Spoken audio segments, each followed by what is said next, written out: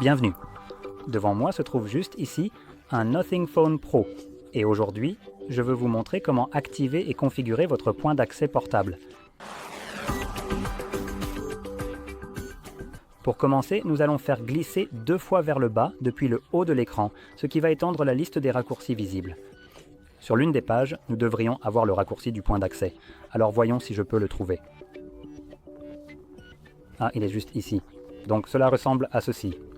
Maintenant, une fois que vous voyez ce raccourci, c'est l'emplacement par défaut. Donc sur votre téléphone, il pourrait se trouver exactement au même endroit. Une fois que vous voyez ce raccourci, vous devez le maintenir appuyé. Cela vous amènera rapidement aux paramètres. La raison pour laquelle vous voulez accéder ici, c'est que sous le mot de passe du point d'accès, lorsque vous cliquez dessus, vous pouvez voir qu'il s'agit d'un mot de passe complètement généré au hasard. Je vous recommande de le supprimer, puis de définir votre propre mot de passe qui devra comporter au moins 8 caractères.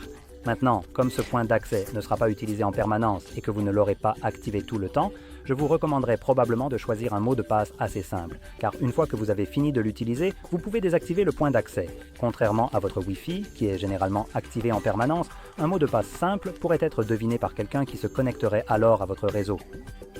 Quoi qu'il en soit, un autre élément ici concerne la vitesse et la compatibilité. Nous avons le 2,4 et le 5 GHz. Si vous le souhaitez, vous pouvez en sélectionner 5. Cela vous offrira une connexion plus rapide et plus stable, mais le 2,4 est ce qu'on considérerait comme un mode de compatibilité fonctionnant avec la plus grande variété d'appareils. Un réseau 5 GHz ne sera visible que par les appareils qui prennent en charge ce type de signal. Donc les anciens appareils qui ne le prennent pas en charge ne verront pas du tout votre point d'accès. Et nous avons aussi une autre option, désactiver automatiquement le point d'accès. Je recommande de laisser cette option activée. Cela signifie qu'une fois que vous avez fini d'utiliser votre point d'accès, après, disons, 5 minutes d'inactivité, ou 10, l'appareil désactivera simplement le point d'accès pour vous. Maintenant, pour parler de l'activation, retrouvons à nouveau le bouton, et cette fois-ci, il suffit d'appuyer dessus pour l'activer quand vous le souhaitez. Et comme je l'ai mentionné, lorsque vous n'utilisez pas le point d'accès, donc en ce moment rien n'est connecté, il lance automatiquement un compte à rebours d'environ, je crois, 5 ou 10 minutes, puis il s'éteindra tout seul.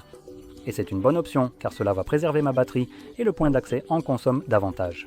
Donc lorsque vous ne l'utilisez pas, il n'y a vraiment aucune raison pour qu'il fonctionne en arrière-plan. Et sinon, vous pouvez aussi l'éteindre vous-même si vous y pensez, simplement en appuyant à nouveau sur le bouton. Si vous avez trouvé cette vidéo utile, n'oubliez pas de liker, de vous abonner et merci d'avoir regardé.